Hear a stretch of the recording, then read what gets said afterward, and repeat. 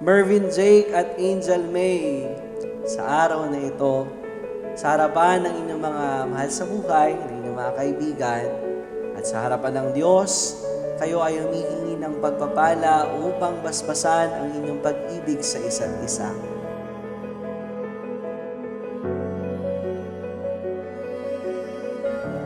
Angel May, sumasang-ayon ka ba na maging asawa si Mervin Jake na narito ngayon, alinsunod sa batas at mga lituntunin ng ating banal na simbahan?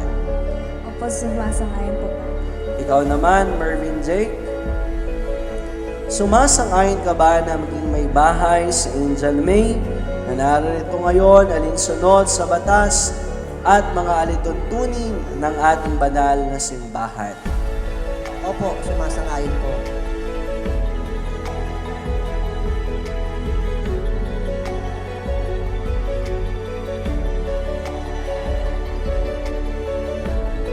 Dahil dito, iiwan ng lalaki ang kanyang ama at ina. Magsasama sila ng kanyang asawa. Sila ay magiging isa. Kaya't hindi na sila dalawa, kundi isa. Pinagsama ng Diyos ang paghiwalayin ng tao.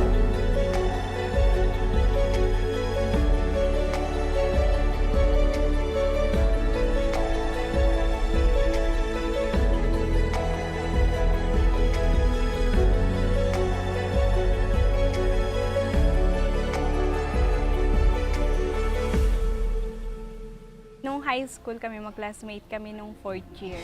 Tapos late enrollee ako noon. Tapos nung pagkapasok ko pa lang, napansin ko na, siya agad yung napansin ko kasi nga, nakatitig siya lagi sa akin. So ako, wala akong pakialam sa kanya kahit na paglilingon ako, nakatingin siya.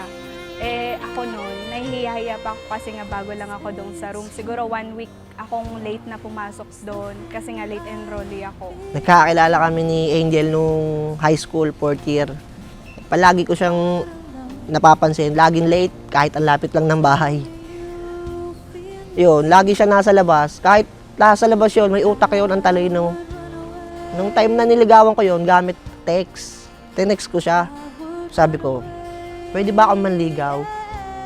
Ang sumagot, yung nanay niya. Sabi nung nanay niya, nireplyan naman ako, sabi nung nanay niya, liligawan mo yung anak ko. Higitan mo yung grades ng anak ko, sabi.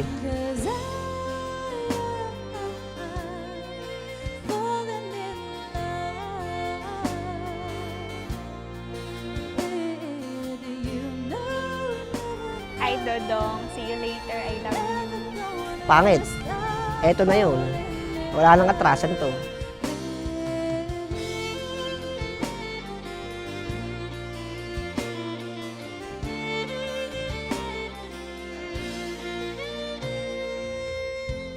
To my tahanan, God knows na sobrang grateful ako for having someone like you. Thank you for choosing to love me even sometimes I make it difficult for you. Sabi ko noon, wow, jackpot, mabait, family-oriented, maalalahanin, maalaga, sweet, at may abs.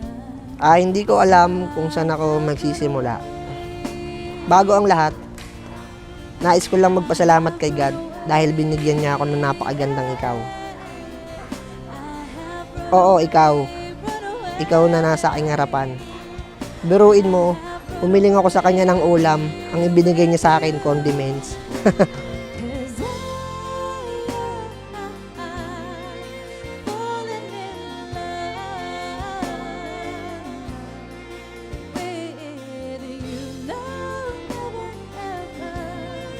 Angel May, kailanman ay hindi kita pagtataksilan. Suot mo at pagkaingatan ang singsing na ito na siyang sangla ng aking pag-ibig at katapatan. Mervin Jake,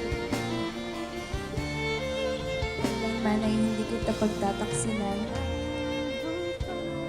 Isuot mo at pagkaingatan ang singsing na ito na siyang sanla ng aking pag-ibig at katapatan.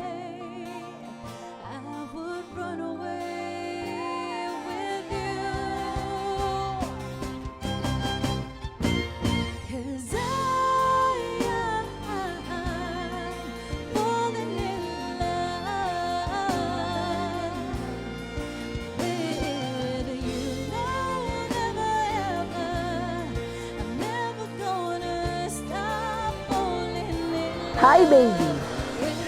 Yan gift ko sa'yo kasi wala na akong ibang maisip na iregalo sa'yo. Ayan na yung favorite mong pabango. Kahit pati pagtulog mo, nagpapabango ka pa. Feeling ko may babae ka lagi sa kwarto mo eh. Maganda yan, buy one take me. Oh, Ay, pangit, wala akong ibang maisip na pwedeng iregalo sa'yo dahil kilala na kita since day one pa lang na simple at walang arte sa katawan. Kaya tanggapin mo itong sandals na ito, magagamit mo ito kahit saan ka mapunta. Pero take note, ingatan mo ito ha, parang tayo eh. Ito, hindi pwedeng mawala ang isa kasi hindi na bagay kapag i-partner mo sa iba.